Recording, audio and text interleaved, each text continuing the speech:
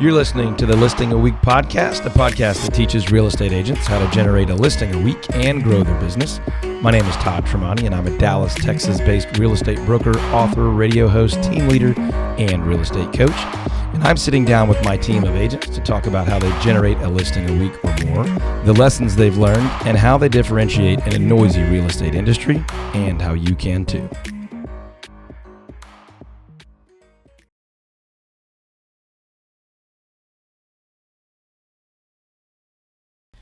Hi everybody, welcome to the latest edition of the Listing a Week podcast.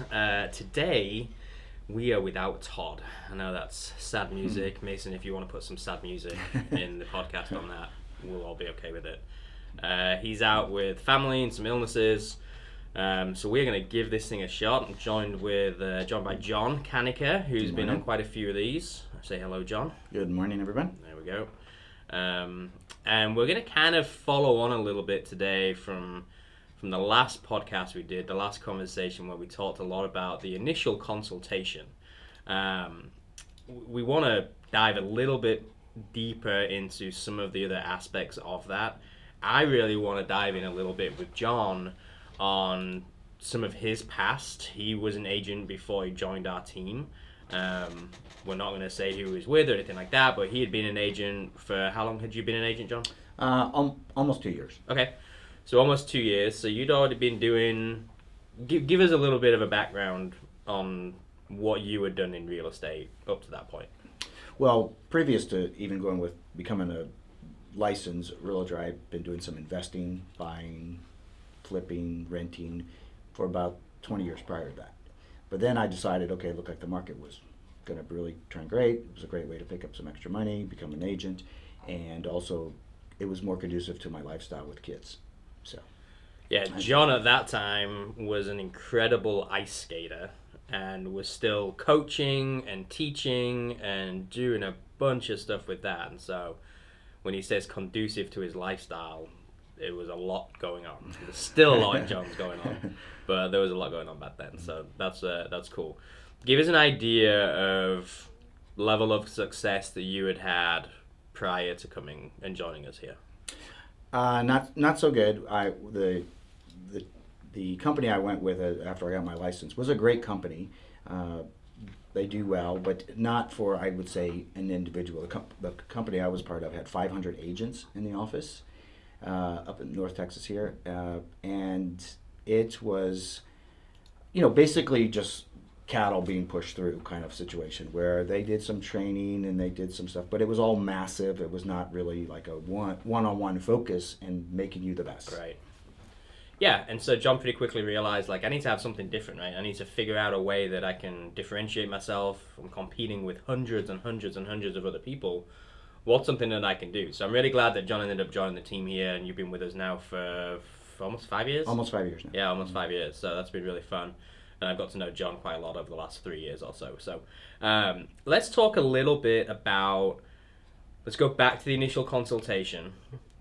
When you were doing this all by yourself, prior to coming here, and then you came over and you started to see all the things that the Listing a Week system can offer you, what were some of your, I want to say hesitancies, right? Because the change is always a little tricky. So I know there's probably a lot of people that's going to be listening to this or thinking through, do I even want to go ahead and get a listing a week? Do I want to go ahead and do an extra 2 a month? But there's going to be hesitancies and fears that people probably have, which is completely natural. But I'd love to hear a little bit from you about what did that look like and how did you kind of force yourself to get past all of that? Well, to back up just a little bit, before I came over to the team here, things were very slow with where I was for the 2 years. I was easing out of skating and doing the real estate, trying to pick up and shift it.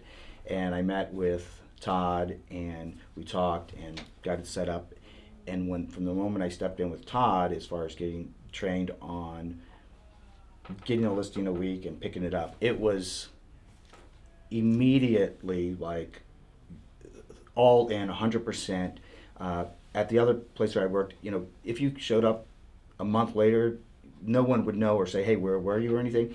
On our team here, it's a big commitment in a sense, and a good one for being here on a daily basis, being trained, improving on your skills. So that was a big hesitation for me because I was used to where I was before.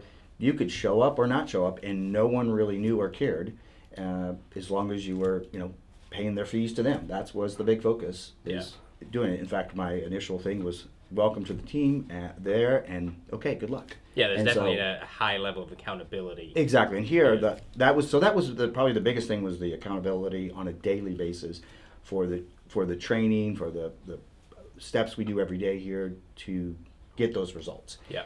So that was a little bit intimidating, but then of course once I got into it and started doing it, it was like this all made sense. I see why, and the seriousness of it and the intensity of it has produced amazing results. So you open up the modules, you get access to the modules, you open them up for the first time, and your reaction was? This is actually a great step-by-step process. Yeah. When I was doing it prior to coming here, I was like, okay, I'd like to list your house, and of course I had no experience as a licensed agent, but experience in the investing part of it. But I had no game plan. I did not have a game plan. It was just like, I'd like to list it, talk to you from and most of that was friends to start with, so it was kind of like, okay, you're a friend, great. But didn't really rely on having to have a game plan. It was more like, oh, you're a good buddy, okay, great, you can sell my house. Now, there's probably a lot of people out there that do have a game plan though right now. Like, they have some type of game plan, some type of marketing plan, no matter how big or small that is, that when they are going and sitting down with people, they're at least able to articulate and express, hey, here's some of the things I'm going to be able to do for you, right? Absolutely. So, for that person, what would you say to that person? Like, somebody that's already got something, is this still something that's valuable, you feel? You mean prior to here, or no, just in general. Somebody that's thinking through, hey, do I want to purchase this listing a week? Do I want to learn how to do a listing a week? I already have a game plan. I'm already doing 200 a month. I mean, it's completely day and night difference. The game plan here is literally step by step, and has proven. I've seen the last 5 years basically produce over and over amazing beyond results that I feel goes up against other agents with their game plan and just kills it. Yeah. Absolutely kills it. That's good. Okay, so last time we talked a lot about the pre-inspection. I'd love for us to at least touch on one, if not two, of the key aspects of the program that you feel like have been the most impactful for you, the ones that you get the most feedback on from clients, and just the ones that you really feel differentiate us across the board from other people. So what would you say, other than pre-inspection, and I have a feeling I know what you're going to say, what would you say is the one key piece here that you get feedback from clients on? I think that the staging is a big piece, because most people say, hey, okay, I get the staging, but then after I explain really all the aspects of staging, then they're like, okay, I didn't think of it that way. The actual flow of the house, moving, the decluttering they get. Everybody says, okay, I know I need to declutter, but when you start talking about the actual flow and positioning of how it's going to work and flow, I explain they have a minute or two to get that person to go, okay, this is it, this is the one. All the staging is a big piece that makes a lot of sense to them after the fact, more so. Yeah, for sure. No, that was the one I thought you were going to say. And I think we did talk about that a little bit on the last one too. If we can, what I want to do is talk about how all of these pieces together, and we haven't even gone on to most of it, or even what's really involved in staging and photography, which is something people are probably like, well, we all do photos. It's different. How all these pieces together help to create scarcity and urgency, which are two completely separate things that really intertwine well together. And the reason they work well is, in large part, it's due to communication that we have between the photographers, the stagers, the client, the people that are coming and doing all of that, our team members, so that when we're doing a lot of preemptive marketing or we're trying to figure out like, hey, what's the best things we can do here to photograph a home? We've got to figure out what. I mean, we've got to figure out some really key pieces. So talk a little bit about that. So the niches, we call piling up the niches. So basically, figuring out what makes this home unique to itself and separates it so that there's a scarcity and urgency with those pieces too. Being that those niches, for example, if they have fruit trees in the backyard, and you can literally make that a niche. You can say it has a unique part of the house that is unlike any other in the area. So I focus on getting what the niches are about the house. Maybe it's location, what's unique about a niche about that, and focusing on those points, I think give it that scarcity and urgency about why the property is going to also move very fast, and how we highlight that with our preemptive marketing, telling our private portfolio clients that, hey, we have this house, it's unique, it has a lot of the aspects you were thinking about and looking at. So that's another part where the sellers get also very excited when I talked about the preemptive marketing, that the systems we have and use to get it potentially sold before it ever even hits the market. Yeah, I don't care who your buyer is. Every single buyer out there has at least one, if not two or three things that are so pivotal and vital to their decision-making process. Mm-hmm. They are not going to go and look at a house unless it has whatever that key thing is. For me, it was kitchen. I'm a huge cook. I love to cook. I do 99% of the cooking in our house, my wife and kids, friends, family members. If I didn't have a big old kitchen with a ton of counter space and places for gadgets and equipment, like, I'm not going to go see that house. I need to know that's in the property that I'm going to go and look at. Well, for me, it's really important that that's highlighted, right? Right. If I saw, the house that we're in right now, we've been in for about 4 years. Well, that was one of the things that really stood out to us, was like, whoa, that's been photographed in a way that really makes that kitchen look big. Well, that got us into the house, and then it was big. I'm like, great. Now, if that had been photographed the opposite way, it would not have been so great. One thing that they did poorly on the photography on the home was we didn't realize it backed up to a green belt. It didn't say anywhere in the description. The photographs didn't do it justice. We got to the home for the kitchen. We looked out the back and we were like, oh, there's a creek and there's no home behind us. Which would have been a great niche to throw out there. It was a massive bonus when we got there. But you're right. That would have been a really important niche to focus on. So, absolutely. It doesn't matter what the niche is, right? I mean, talk about some of the more quirky, unique niches that you've seen in properties. Well, there's been ones with like full exercise room that a lot of homes don't have, that with mirrors and the whole exercise working in front out. I mean, that's a lot of people do home train and want to work out, and it's easier to do at home. So there's been a few that have had actual dedicated exercise workout rooms. So that's like a unique thing that makes it stand out. There's been ones with media rooms with like bar type setting, man cave type thing that are very uniquely done, and of course big Cowboys fan stuff all over the place. So it's highlighting that type of stuff that is going to hit a certain amount of people. That's going to be perfect. That's what I want. What do you do? I would love to get your thoughts on this. What do you do when you come across something which the homeowner themselves may deem as a negative? Example, a converted garage or garage. It's really hard for me to say garage. We'll just go with garage. Yeah. Being from England. Yeah. But a converted garage where somebody has taken it, they've changed it into an extra bedroom. Maybe they had a family member have to live with them, or whatever the circumstance was. But they don't have a garage anymore. Well, actually, I have a perfect example at the moment. I just picked up a listing about 2 weeks ago, and it had a garage, and what they've done is they've converted it to a full living quarter by itself. They literally put up a door, and now it's a separate quarters completely from the house.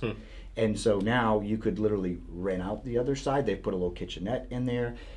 So the focus is not about, it doesn't have a garage. Now it has, you could rent out, you could have your part of your mortgage paid through this converted garage.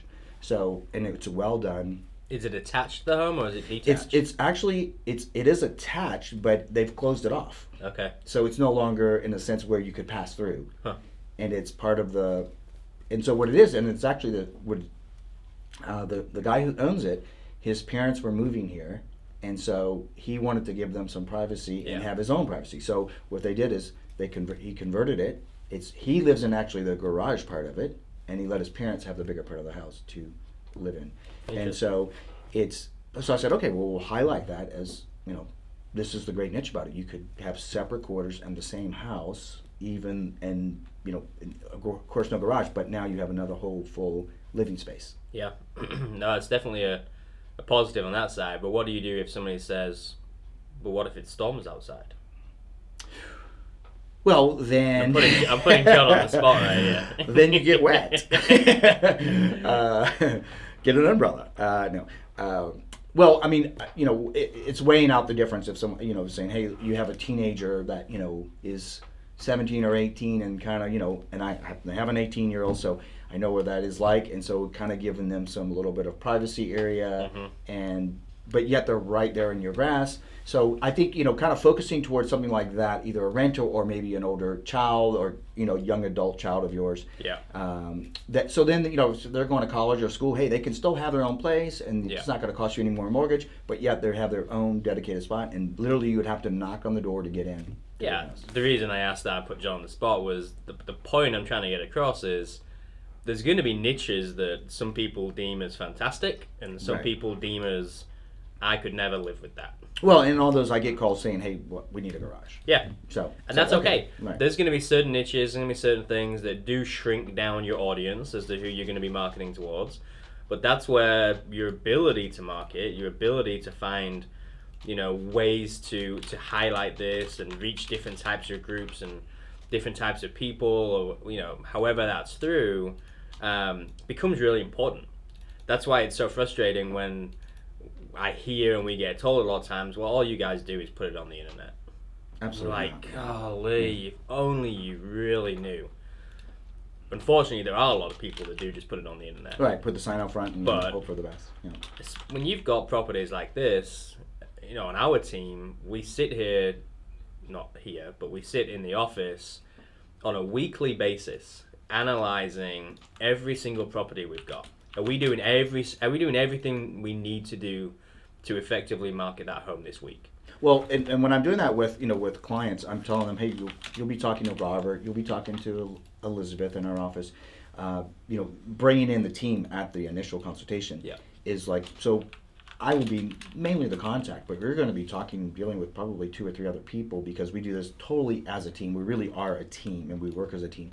And to do it at a world-class high level, you need a team to get everything done. There's no way you can wear all the different hats and get everything done. So it's nice to say, oh, okay, so Robert will be contacting me and Elizabeth will be talking to me, and all the steps we send out, which, all our steps that we're sending to the clients as we're going through I get lots of feedback on those things too that really impress and knock them out. Yeah. With, results. No, look, we've said this before. We have a team here, and so there's a lot of things we're able to do a little bit differently. If you're a solo agent out there listening to this, don't feel like this isn't for you. Don't feel like I don't have all these different people that can help and jump in and do different things for us.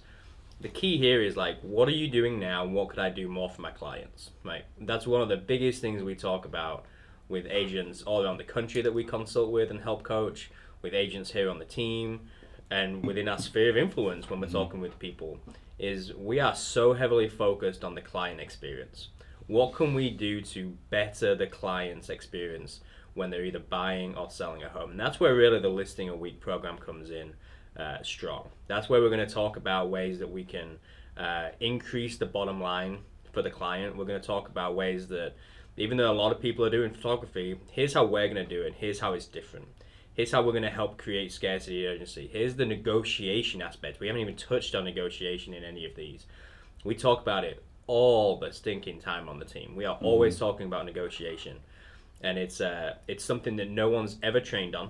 You have to go through 0 training to get a license, at least here in Texas. I can't speak on other areas of the country. But here in Texas, there is 0 hours of negotiation that you have to do to get your license. And yet the number 1 or 2 thing that NAR release regularly that says, why would you hire a realtor? Number one or number two is, John? To negotiate. To negotiate the for best you. deal possible. Right, and yet there's no training. So we talk a ton about that. There's a lot of that on the within the modules there on the Listing Week program. If you want to get more information on the Listing Week program, go to alistingaweek.com.